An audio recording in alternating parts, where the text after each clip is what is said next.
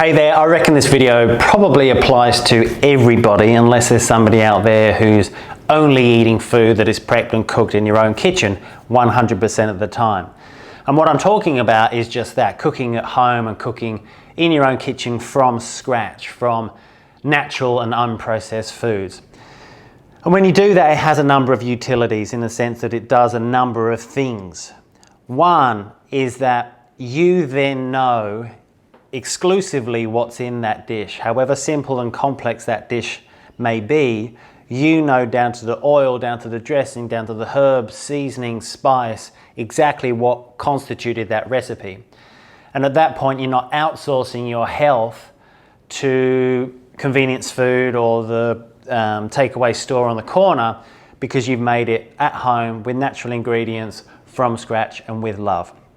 So that's the first utility and the first property, is that it'll have a health benefit to it. And the more times you can do that over the course of a week, the more you're pushing in the direction of health, as opposed to potentially going the other way when you're outsourcing your meals every time.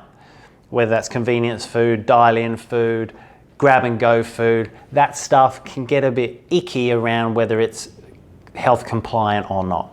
It's not to say that it's off the cards completely, but the more times that you're cooking from scratch with natural and unprocessed food, the better. Okay, so that's the first point. The second point is it will give you a sense of accomplishment. You've set a task, you've accomplished that task, and you receive not only the gratitude from your loved ones and potentially yourself, because it's bloody delicious, but you've completed a task. And however mundane and trivial it might seem, that gets logged in your physiology as an accomplishment. You've achieved something, and it sends a ripple of dopamine through your system. It's the molecule for reward, but also it stimulates drive and motivation. So it'll motivate you, it'll create this feedback loop in a sense that you'll get this sense of accomplishment, then reward, and then motivation and drive to potentially seek that out again.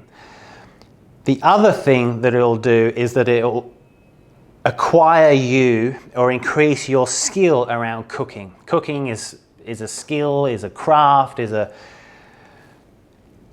task that we do many times a day potentially, and we might not see it as a craft or a skill, but you think about those top level chefs, they're creating a thing of art a lot of the time.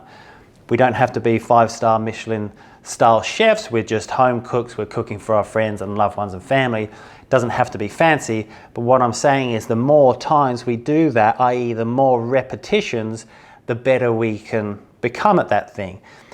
And that then magnifies that feedback loop in the sense of there's that sense of accomplishment because you've achieved a task, but bloody hell, isn't that magnified when that thing that you create not only looks pretty good but tastes delicious. And so that reward is boosted, and you're lifted and you're motivated and driven to repeat that and seek that out again and again and again. And if you do that, and this can happen over months and years and even decades, and if you do that, then when you pull back and you zoom out of your regime, let's look at a 12 months regime, and you're actually cooking for yourself twice a day, 6 or 7 times a week, multiply that by months, multiply that by years, you're then becoming this almost custodian of your own health, because you know inherently what's in your food, and you're choosing and selecting natural and unprocessed foods as opposed to reaching out for grab and go and convenience food.